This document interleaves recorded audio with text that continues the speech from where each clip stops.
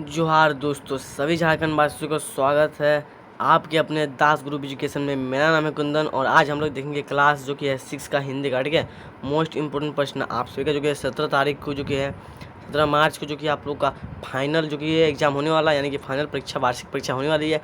और उस परीक्षा में आप लोग जो कि है हिंदी के मोस्ट इंपोर्टेंट प्रश्न, ठीक है, जो पूछे जाएंगे उसमें से जो कि है कुछ प्रश्न यहाँ पे हम लोग लेकर आए हैं। और ये वीडियो फटाफट से अपने दोस्तों को जो कि है शेयर कर दीजिए।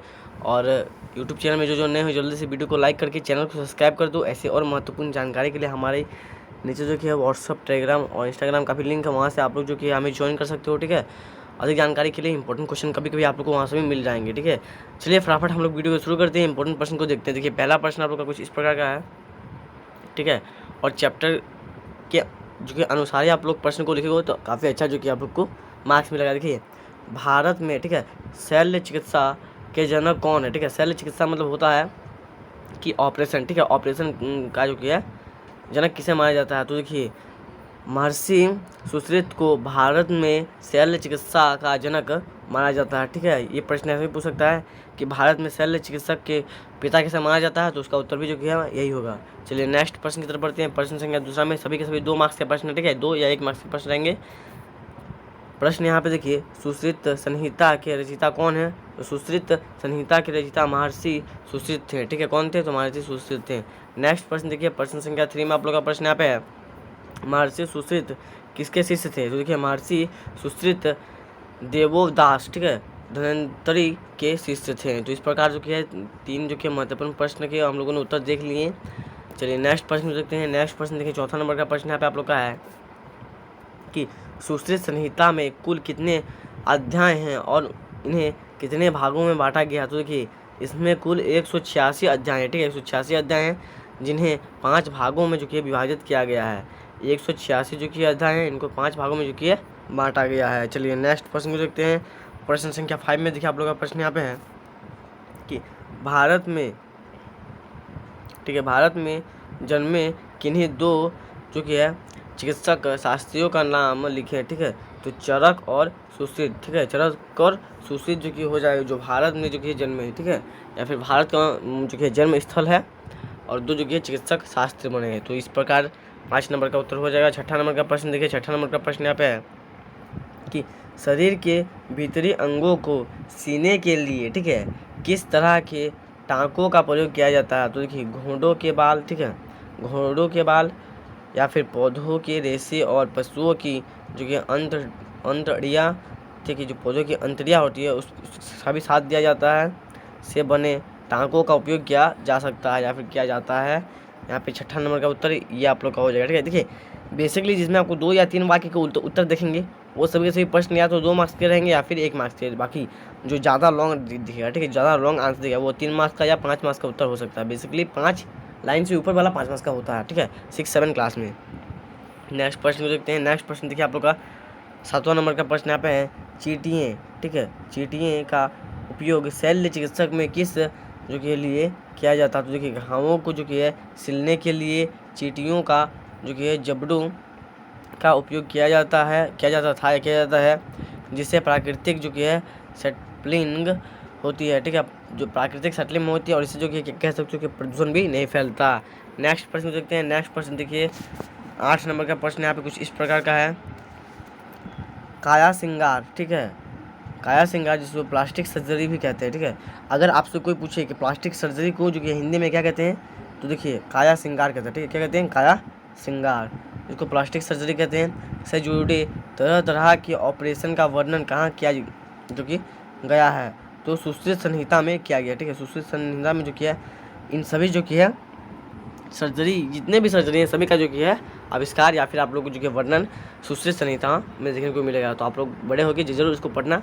ठीक है, जो डॉक्टर बनोगे वो तो विशेष करके पढ़ना, और जो डॉक्टर नहीं भी बनोगे वो भी इस चीज़ को पढ़ना। इससे जो कि आप लोग को जो कि है कुछ बायोलॉजी वगैरह के बारे में आप लोग को जो कि जीव विज्ञान के बारे में आप लोग को बहुत सी जानकारी जो कि है देखने को मिलेगी। नेक्स्ट प्रश्न देखते हैं। देखिए, 9वीं नंबर का प्रश्न आप लोग यहाँ पे है, सुश्रुत संहिता में शल्य यंत्रों का नाम किसके अनुरूप रखा गया है? तो देखिए, विभिन्न पशु पक्षियों और प्राकृतिक वस्तुओं के आकार के अनुरूप रखा गया है। ठीक है, विभिन्न जो कि पशु पक्षियों और प्राकृतिक जो कि वस्तुओं के आकार के अनुरूप रखा गया है। क्योंकि देखिए भारत के लोग एकदम दयालु होते हैं, अपने नाम पे या फिर कह सकते हो कि एक कोई भी आलतू फालतू नाम पे नहीं रखते थे, या तो पशु पक्षी पे रखते थे या प्राकृतिक वस्तु पे रखते थे, क्योंकि देखिए उनका मानना था कि ये जो जीवन है वो पूरी की पूरी जीवन हमें प्राकृतिक, ठीक है, वस्तु प्राकृतिक जो कि है द्वारा ही प्राप्त हुआ है, ठीक है। तो प्राकृतिक वस्तु के अनुरूप ही नाम रखना उचित है। अपने नाम तो क्या है कभी नहीं है, लेकिन वे सभी नाम प्राकृतिक, ये ऐसा नाम है जो है था और रहेगा, वो सदैव भी जो किया जीवित रहता है। चलिए नेक्स्ट प्रश्न देखते हैं। 10 नंबर के प्रश्न में यहाँ पे देखिए, यहाँ पे सुश्रुत संहिता में यंत्रों की संख्या कितनी बताई गई है। तो देखिए इसमें 125 प्रकार के शैल्य यंत्रों का उल्लेख किया गया है, ठीक है। कितने? तो 125, ठीक है, 125 जो कि है प्रकार की, यानी कि इससे भी अधिक हो सकते हैं, लेकिन ये तो बस प्रकार बताया गया, इससे भी अधिक हो सकते हैं। 125 प्रकार की जो कि शैल्य यंत्रों का उल्लेख मिलता है। नेक्स्ट प्रश्न यहाँ पे देखिए 11 नंबर का प्रश्न यहाँ पे आप लोग का है, ये आप लोग का 3 या 5 मार्क्स का प्रश्न बन सकता है, ठीक है, क्योंकि थोड़ा लॉन्ग है। सुश्रुत संहिता क्या है, संक्षेप में परिचय दीजिए। तो देखिए यहाँ पे सुश्रुत संहिता आयुर्वेद का एक प्राचीन ग्रंथ है, ठीक है। क्या है? आयुर्वेद का एक जो कि है प्राचीन ग्रंथ है, जिसे महर्षि सुश्रुत ने लिखा था। इसमें शैल्य चिकित्सा, प्लास्टिक सर्जरी, जिसे आप लोग काया जो कि है श्रृंगार कह सकते हो, ठीक है, काया श्रृंगार, नेत्र चिकित्सक और विभिन्न शारीरिक विकारों के उपचार का वर्णन किया गया है, ठीक है। इसके साथ ही इसे चिकित्सक विज्ञान के सबसे महत्वपूर्ण ग्रंथों में से एक माना जाता है, ठीक है। यानी कि विज्ञान जो भी विज्ञान है, ठीक है, वो विज्ञान का नंबर 1 चिकित्सक विज्ञान कह सकते हो। नेक्स्ट प्रश्न देखते हैं। नेक्स्ट प्रश्न यहाँ पे देखिए 12 नंबर का प्रश्न आप लोग का यहाँ पे है कि सुश्रुत, ठीक है, सुश्रुत महान शैल्य चिकित्सक तो थे ही, श्रेष्ठ गुरु भी थे। कैसे? तो देखिए सुश्रुत केवल एक कुशल शैल्य चिकित्सक ही नहीं थे, बल्कि उन्होंने अपने शिष्यों को व्यवहारिक परीक्षण, ठीक है, व्यवहारिक परीक्षण यानी कि कुशल बनाने में और उनको जो कि है अभ्यास पे अभ्यास देने के लिए विभिन्न विधियों का उपयोग किया था। वे फलों, सब्जियों और मृत शरीरों पर अभ्यास करते थे, ठीक है, करा करते थे। शैल्य चिकित्सक का प्रशिक्षण कर देते थे।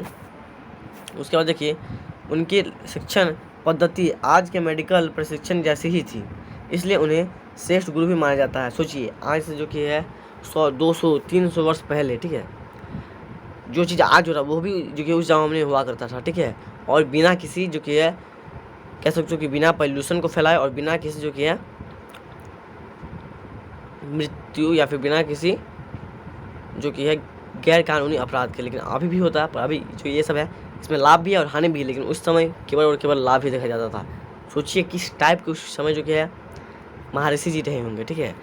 चलिए नेक्स्ट प्रश्न को देखते हैं हम लोग। नेक्स्ट प्रश्न है 13 नंबर यानी कि 13वां नंबर का प्रश्न है, किस काल को भारतीय चिकित्सक विज्ञान का स्वर्णिम युग माना गया है और क्यों, ठीक है।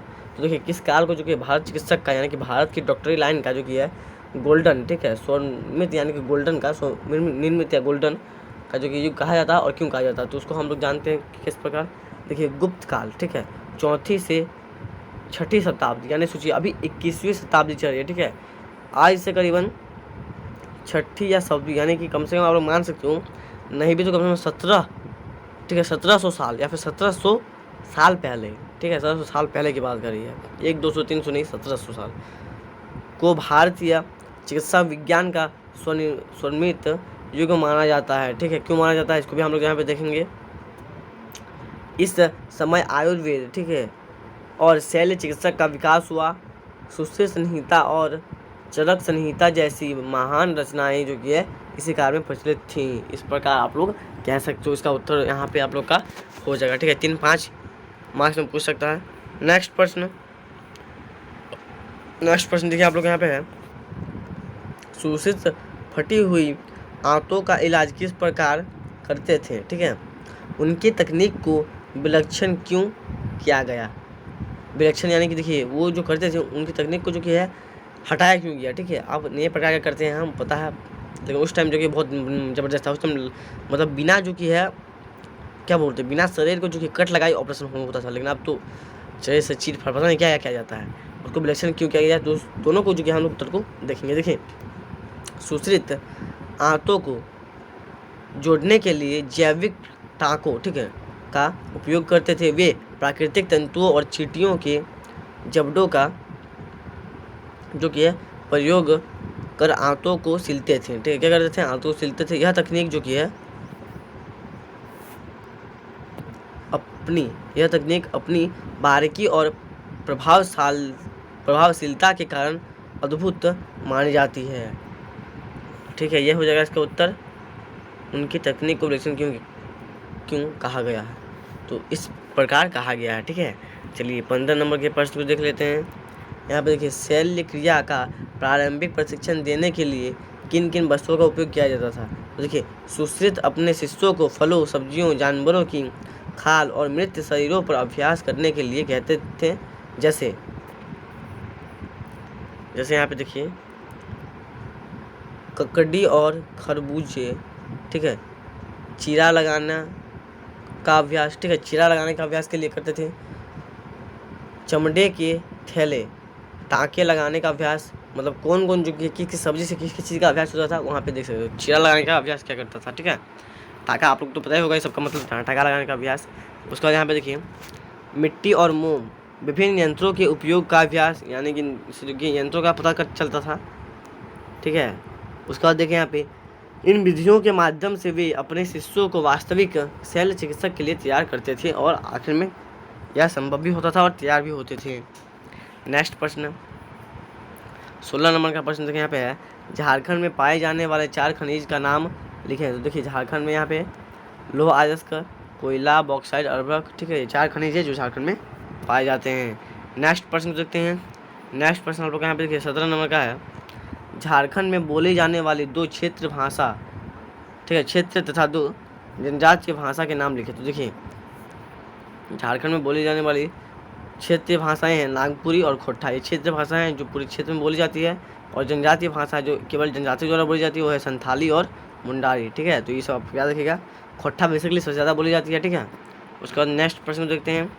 नेक्स्ट प्रश्न देखिए 18 नंबर का प्रश्न है, बिरसा और सिद्धो कान्हू जैसे महापुरुषों को झारखंड का अवतार क्यों कहा गया है? ठीक है, यानी कि बिरसा मुंडा, ठीक है, और सिद्धो कान्हू जैसे महान पुरुषों को झारखंड का अवतार क्यों कहा गया है, तो इसको स्पष्ट करना है। ठीक है, इसको स्पष्ट कुछ इस प्रकार से हम कर सकते हैं। देखिए, बिरसा मुंडा और सिद्धो कान्हू झारखंड के वीर स्वतंत्रता सेनानी थे, बिल्कुल थे, जिन्होंने अंग्रेजों पर जमींदारों के शोषण के खिलाफ आंदोलन किया।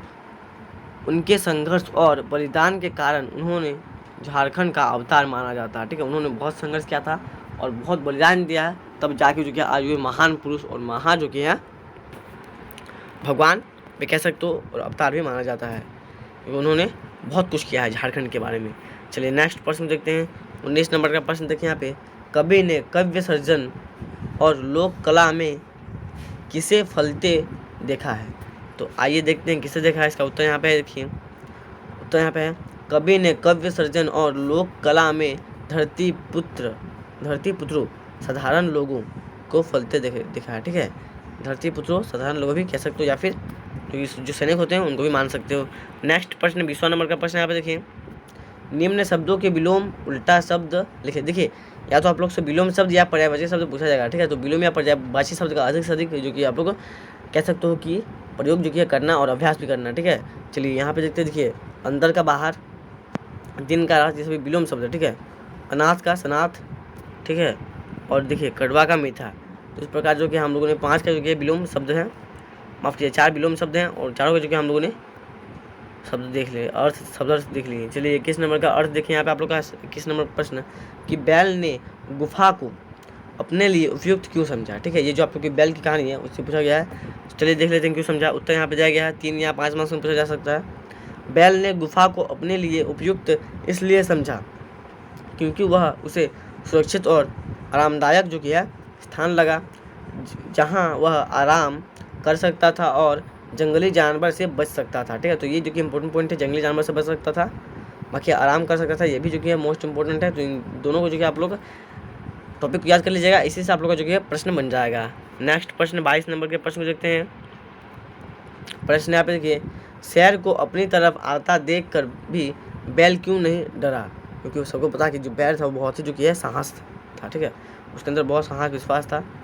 बैल शेर को देख कर भी नहीं डरा क्योंकि उसे अपनी शक्ति और साहस और विश्वास था। ठीक है, उसके पास जो कि धैर्य शक्ति भी थी।